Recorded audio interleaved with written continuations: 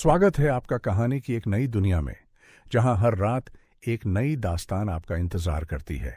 उत्तर प्रदेश के एक छोटे से कस्बे नवाबगंज में रहने वाला पवन एक ऐसा लड़का था जिसके लिए 64 खानों की दुनिया 24 घंटे की दुनिया से ज्यादा मायने रखती थी। वह नवाबगंज के ग्रैंड मास्टर नहीं, बल्कि ग्राम मास्टर के नाम से मशहूर था, क्योंकि उसने आज तक अपनी गली और मोहल्ले से बाहर किसी बड़े टूर्नामेंट में भाग नहीं लिया। थापवन का कमरा किसी राजा के सिंहासन कक्ष से कम नहीं था।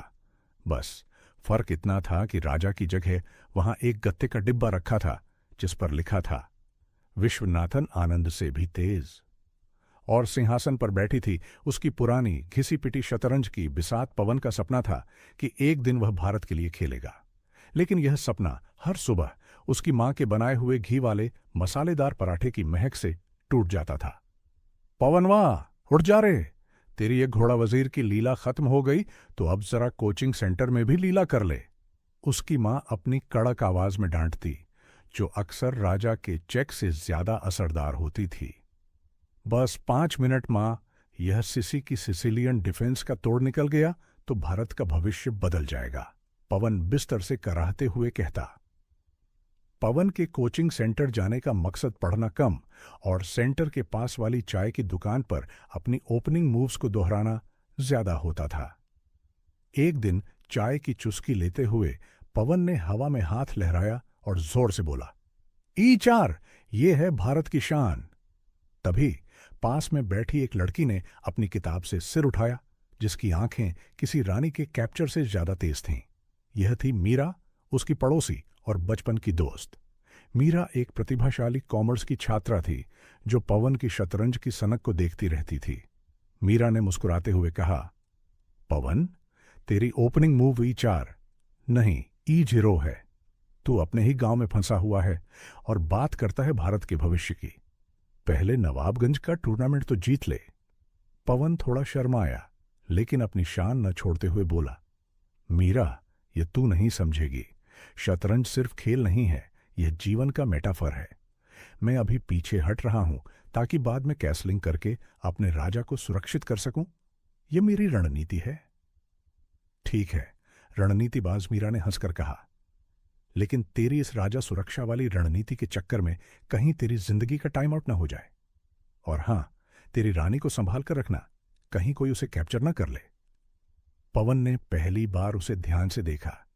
मीरा का सीधा सादा मजाक उसे थोड़ा चुभ गया था, लेकिन उसकी आंखों में एक अजीब सी चमक थी जो किसी मोहरे की चाल से ज्यादा दिलकश थी। नवाबगंज का वार्षिक शतरंज महोत्सव आ गया। पवन ने अपनी पूरी जान लगा दी।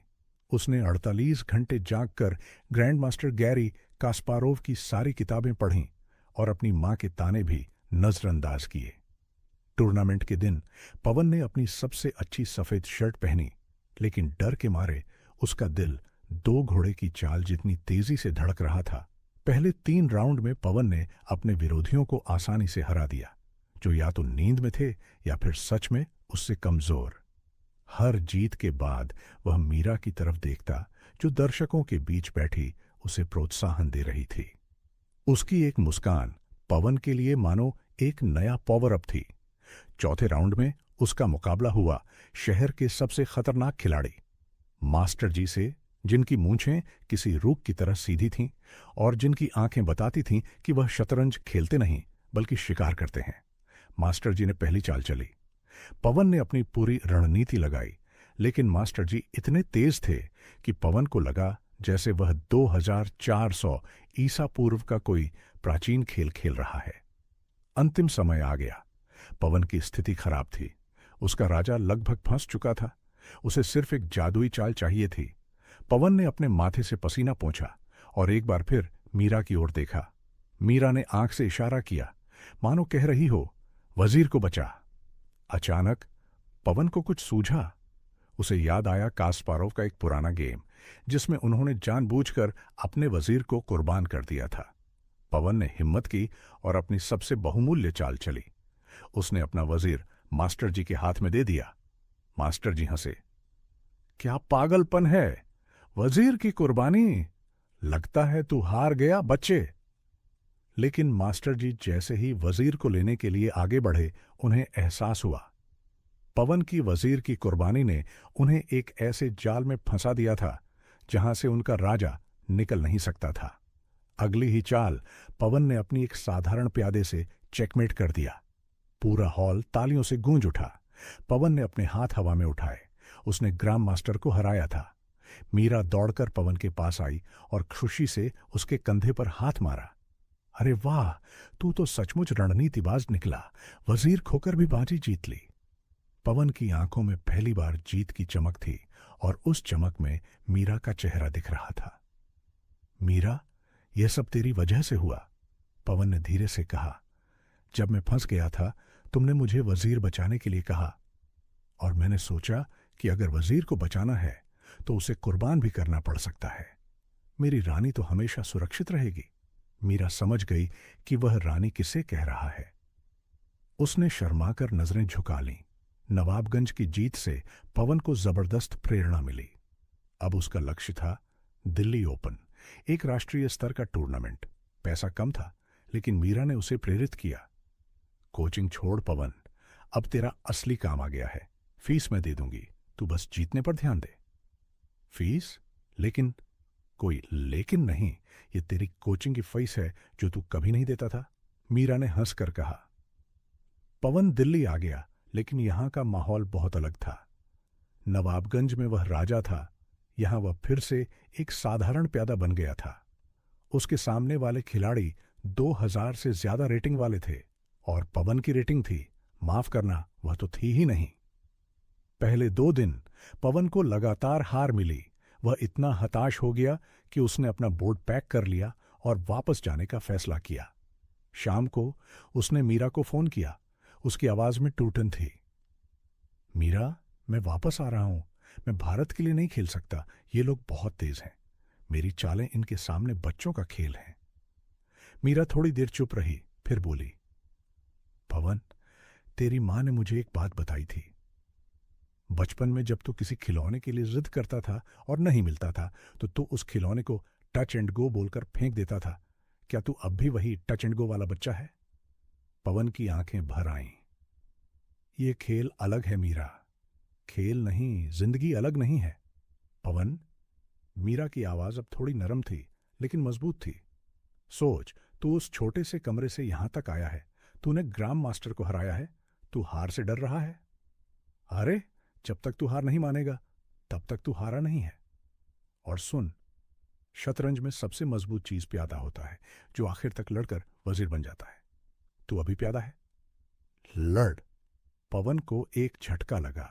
यह मीरा नहीं, उसकी प्रेरणा बोल रही थी।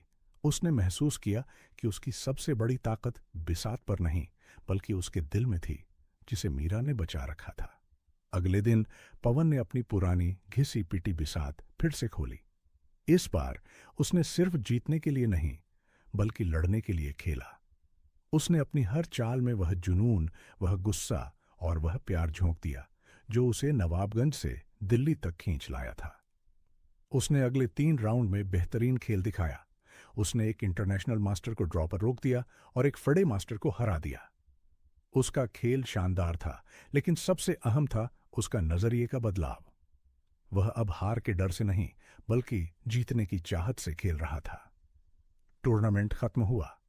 पवन टॉप 20 में नहीं आ सका, लेकिन उसकी रेटिंग इतनी बढ़ गई थी कि उसे अब बड़े टूर्नामेंट में एंट्री मिल सकती थी। जब पवन नवाबगंज वापस लौटा तो उसका स्वागत किसी हीरो से कम नहीं हुआ। मीरा ने दौड़कर उसका माथा चूमा। यह जीत सिर्फ रेटिंग की नहीं है पवन, ये तेरे जिद्दी दिल की जीत है। पवन ने पहली बार खुलकर अपने दिल की बात कही, क्योंकि अब वह सिर्फ एक प्यादा नहीं था। मीरा, तू सही कहती थी, वजीर की कुर्बानी देनी पड़ती है। मैंने भी अपनी कोचिंग, अपना आराम सब कुर्बान कर दिया और अब मुझे एहसास हुआ है कि मेरी जिंदगी का सबसे कीमती वजीर तू है। क्या तू मेरी जिंदगी में हमेशा के लिए मेरी रानी बनेगी? मीरा की आंखें नम हो गईं। उसने पवन का हाथ पकड़ा और मुस्कुराकर कहा, चेकमेट। मेरे राजा कुछ सालों बाद अखबारों में एक छोटी सी खबर छपी। नवाबगंज का गौरव पवन वर्मा ने एशियन चैंपियनशिप में ब्रॉन्ज मेडल जीता। जल्द ही भारतीय टीम का हिस्सा होंगे। पवन अब एक स्थापित इंटरनेशनल मास्टर था। वह और मीरा एक छोटे से और प्यारे से घर में रहते थे, जहां एक कोने में उनकी पुरानी शतरंज की बिसात सजी हुई थी। पवन और मीरा की शादी को 2 साल हो गए थे। पवन अब इंटरनेशनल मास्टर आईएम का टाइटल जीत चुका था, लेकिन ग्रैंड मास्टर जीएम और भारतीय टीम में जगह बनाना हिमालय पर चढ़ने जैसा था। पवन ने अपनी नौकरी छोड़ दी थी और दिन रात चेस पर ध्यान केंद्रित कर रहा था। नवाबगंज में पवन की चर्चा तो थी, पर अब उससे उम्मीदें बढ़ गई थीं। पवन को बड़े इंटरनेशनल टूर्नामेंट्स जैसे जर्मनी ओपन में जाने के लिए पैसों की कमी का सामना करना पड़ता है। उसकी पत्नी मीरा अपने गहने बेचने को कहती है और कोचिंग शुरू करके उसे आर्थिक रूप से मजबूत बनती है। पवन यूरोप में टूर्नामेंट खेलता है। वह पोलैंड में अपना पहला जीएम नॉर्म हासिल करता है, लेकिन स्पेन में हारने के बाद निराश हो जाता है। मीरा उसे याद दिलाती है कि हार अंतिम नहीं है और उसे एक प्यादे की तरह आखिरी दम तक लड़ना चाहिए। पवन एक एलीट इंटरनेशनल ओपन में अपना तीसरा और अंतिम जीएम नॉर्म हासिल करता है। वह अंतिम राउंड में भारत के टॉप जीएम विश्वजीत सिंह को ड्रॉ पर रोककर यह उपलब्धि प्राप्त करता है, जिससे वह भारत का नया ग्रैंड मास्टर बन जाता है। ग्रैंड मास्टर बनने के बाद पवन को भारतीय शतरंज टीम के प्रशिक्षण कैंप के लिए बुलाया जाता है। कड़ी मेहनत के बाद उसे शतरंज ओलंपियाड के लिए भारतीय टीम में रिजर्व बोर्ड के रूप में चुना जाता है। ओलंपियाड में टीम इंडिया की जैकेट पहनकर पवन गर्व महसूस करता है। वह मीरा और नवाबगंज को याद करके आत्मविश्वास के साथ अपनी पहली चाल E4 चलता है, जो उसके संघर्ष, जुनून और प्यार की जीत का प्रतीक है। जिसने अपने गांव की बिसात पर हार नहीं मानी, वह दुनिया के मैदान पर भी जरूर जीतेगा, क्योंकि जिंदगी का सबसे बड़ा वजीर आपका हौसला होता है। इस कहानी को अंत तक सुनने के लिए आपका बहुत बहुत धन्यवाद। यदि आपको यह कहानी पसंद आई है तो इस वीडियो को लाइक करें और आने वाली वीडियो के लिए चैनल को सब्सक्राइब करें। Good night.